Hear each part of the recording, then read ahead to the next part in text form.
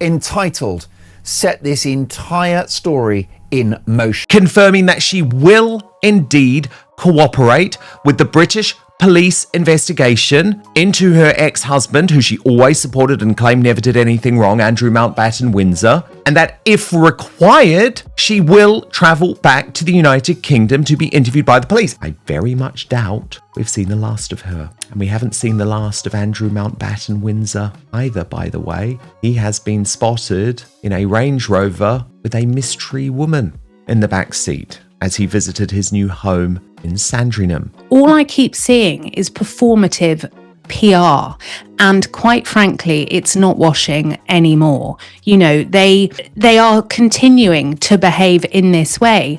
Wasn't it one of the princesses was on the verge of a breakdown and went skiing to Stard? You know, Stard's one of the most expensive places in the world. They're not working royals, so but they are still princesses, and that's because of that. Formerly, they were the grandchildren of the monarch, and they all had HRHs and prince and princesses, unless, like Princess Anne, you'd specifically ask your children not to be.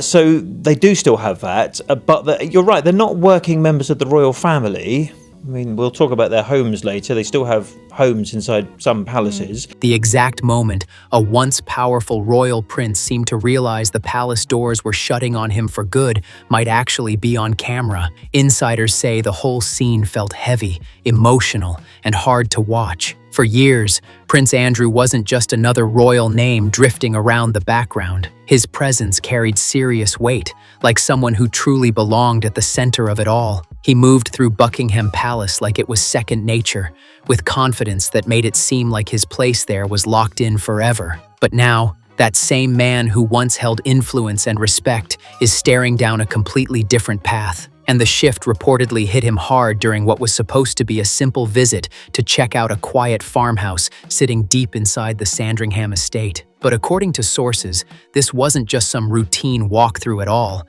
It turned into a moment of truth. This small, tucked-away place, known as Marsh Farm, suddenly became more than just property. It symbolized where he might end up next, and that reality didn't sit right with him. People close to the situation say he showed up thinking he'd casually look over some upgrades, not face a situation that felt like a major downgrade. On paper, the place sounded decent enough. A 5-bedroom farmhouse with tighter security, updated rooms, and modern touches. Nothing wild, nothing flashy. But the second he stepped onto the property, something changed fast. It took a lot of time to get a lot of these people to go on the record, but I think a lot of them were pretty appalled by the way that Prince Andrew and Sarah Ferguson had operated, had got away with it, had been protected by the palace. Witnesses describe him as shaken, tense, and clearly not happy about what he was seeing. One insider even said his reaction came close to a full-on outburst.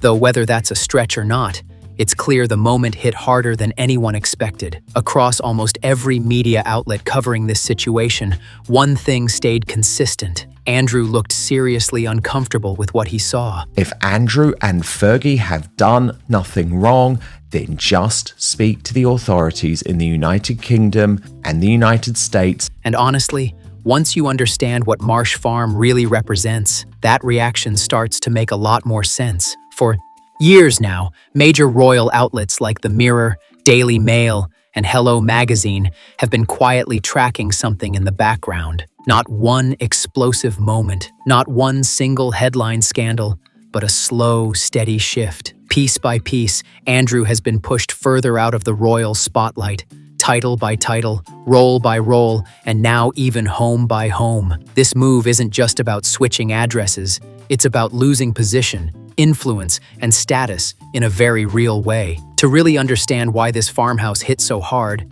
you have to look at what he's leaving behind. For over 20 years, he lived in Royal Lodge, a massive 30-room mansion inside Windsor Great Park. That place wasn't just where he stayed, it was a bold statement that he still held weight inside the royal circle. Royal Lodge kept him close to everything that mattered: big ceremonies, key decisions, and constant public attention. It reinforced who he was in the system. Those women and Sarah Ferguson. So not only do we have members of the royal family, being Sarah, Andrew, Eugenie, Beatrice, who have shocking judgments and keep awful, disgusting company. Now compare that to Marsh Farm and the Trier. Difference is impossible to ignore. This isn't some grand royal estate sitting near the center of power. Marsh Farm sits quietly, miles away from the main Sandringham house, out in the Norfolk countryside. Even with upgrades, tighter security, and polished surroundings meant for privacy, it just doesn't match the scale or prestige of Royal Lodge. And sources say Andrew knows that gap all too well, which makes the whole situation hit even harder. The difference couldn't be clearer. One property stood for power and control, while the other feels like a quiet step back from it all. Reports say the farmhouse had been sitting empty for years, only now getting heavy renovations just to make it livable. When Andrew showed up, he didn't just glance around. He went deep, checking everything from the construction work to the interior design, security systems, even the size of rooms and where furniture would go. On the surface, it looked like a normal property check, but the meaning behind it was loud and impossible to ignore. This wasn't someone upgrading their lifestyle. It looked more like a prince coming face to face with the end of a chapter he never expected to close.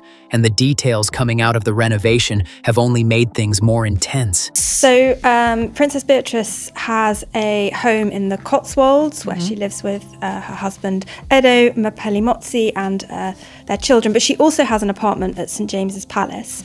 Princess Eugenie, she has a home with her husband Jack Brooksbank and their children in Portugal. There were reports of pest control trucks pulling up during construction, along with talk about possible flooding issues because of the rural location.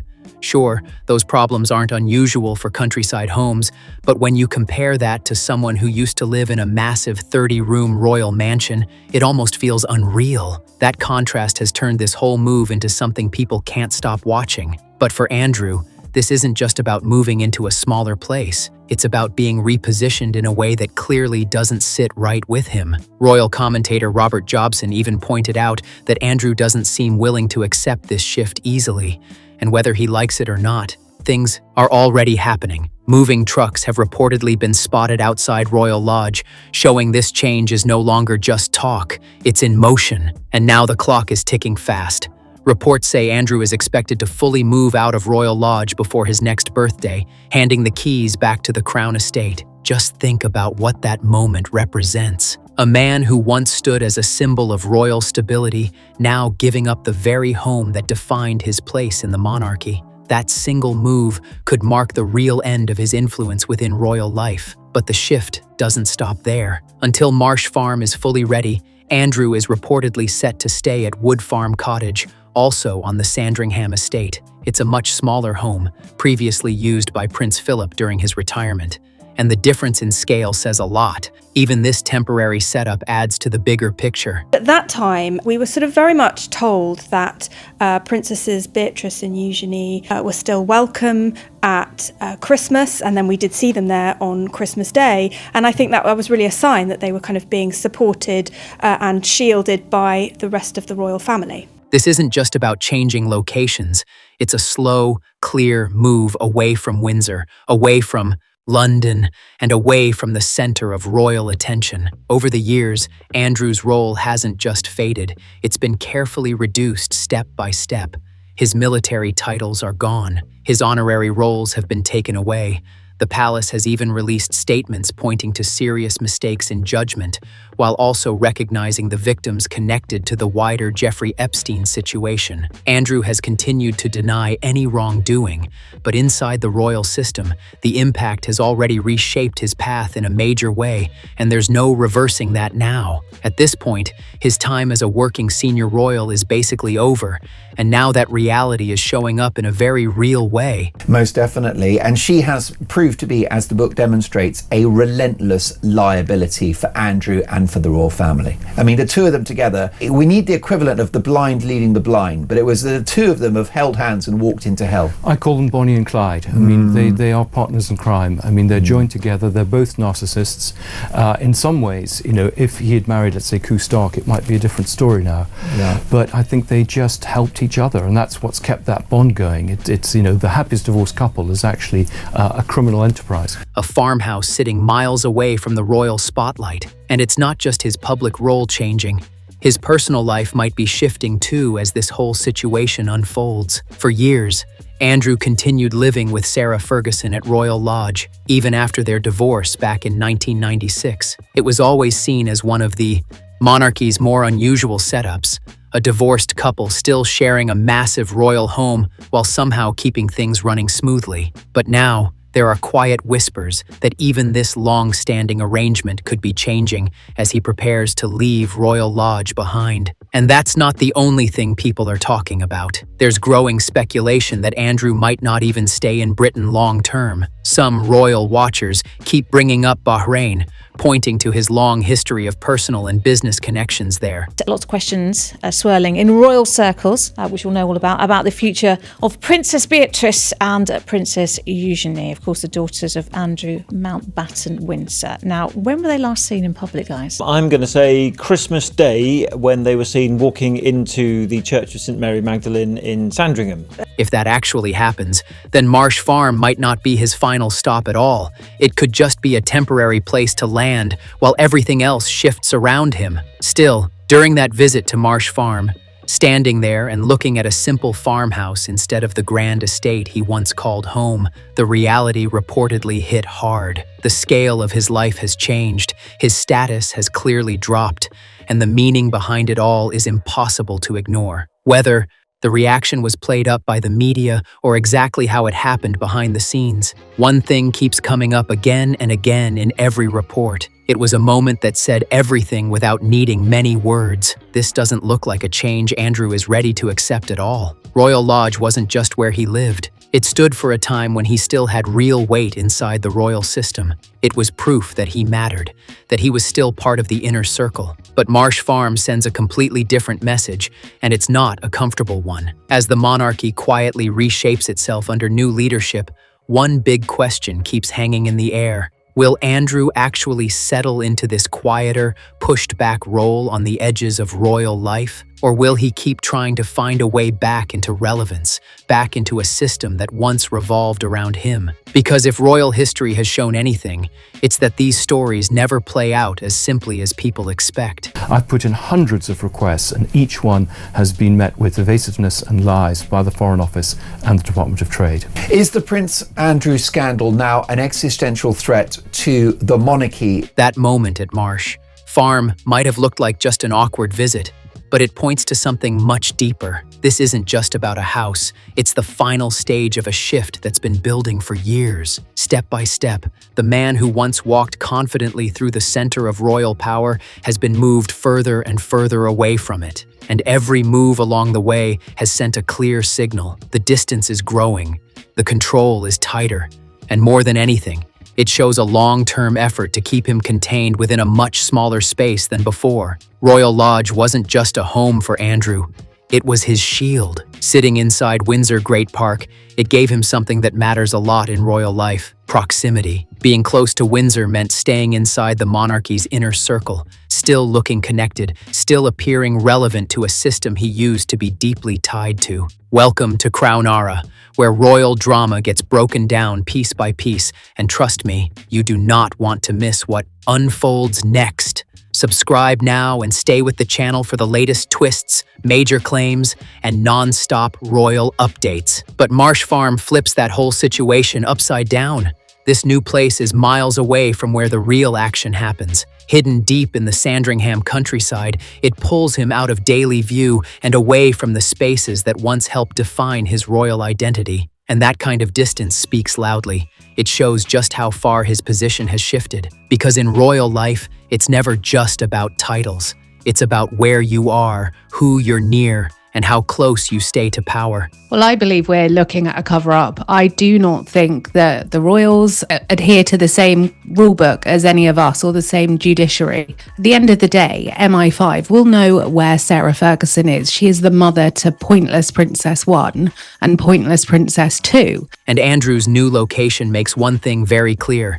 He's no longer anywhere near the center of it all. That reality hits even harder when you compare it to how he used to live. There was a time when he traveled the world as a royal representative, showing up at major events, building connections across business and politics, and moving comfortably among powerful global circles. He was often described as one of the Queen's most prominent sons, someone with serious reach and influence. But that image didn't last. After his association with Jeffrey Epstein became a global controversy, everything changed fast. The pressure from the public and the media didn't slow down. It only got stronger. And in the end, Buckingham Palace made a move that reshaped his entire future, with Andrew stepping back from royal duties and never quite returning to the role he once held. At first, it all seemed temporary, like maybe things would settle and go back to normal, but that didn't happen. Instead, more changes kept coming. Titles disappeared.